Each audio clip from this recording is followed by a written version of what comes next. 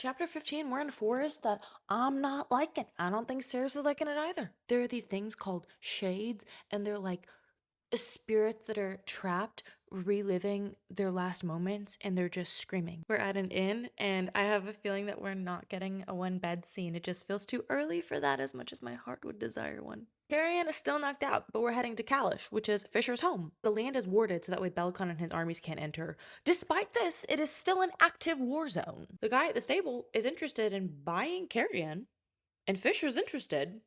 But don't worry, sale doesn't go through. We still have our comedic relief. So Fisher stole Belcon's alchemist and his sword, and we get a little lore Easter egg. The last time that Belcon used a god sword was to murder the entire Dianthus line. I'm sure we'll hear more about that soon, and who they are. I'm sure that's important.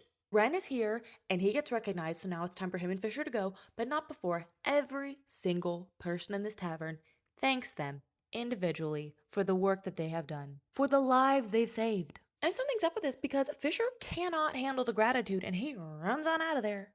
And note, this is also a very different picture of the warrior that Bellicon tried to paint when he was trying to rile up the crowd in his palace to have Fisher executed. Chapter 16, they have to travel through a portal called a Shadowgate, which sounds like a shadowy vortex that you just walk into.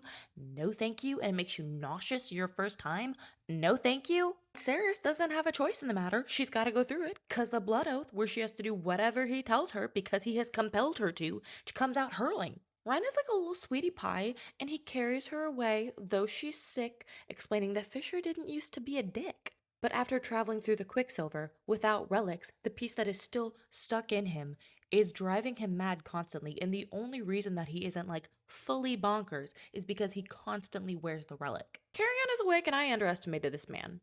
Instead of asking about himself, being concerned with the circumstances, as one would be if they wake up in a different realm, he first answers all of Ceres's questions. He makes it about her. We love a comedic relief, but we love a comedic relief with an EQ. Hayden, Ceres's brother, is still alive, and Carrion got him papers for another ward, a new job, triple water rations. And it's low-key a gut punch to Ceres because she was working her ass off to keep them both alive. And now that she's gone, he's low-key thriving not because she's gone, but in terms of this world, he's thriving. It's time for Ceres to help Fisher make relics, and she preemptively is like, you're gonna make a vow with me. As soon as I'm done making enough relics for you, you're gonna return me and Carrion to our home. Chapter 17, Kalish is giving manor. Palace. Luxury. A fire sprite named Archer practically leaps out of his skin from the joy of seeing Fisher, and then Fisher hugs him. And the crowd is shocked. Crowd being me, I was shocked. Fisher and Ceres walk past a bunch of busts of gods, and Fisher flips them off as he goes, and like, I'm really sure that's going to be important. Another oath mishap on Ceres's part.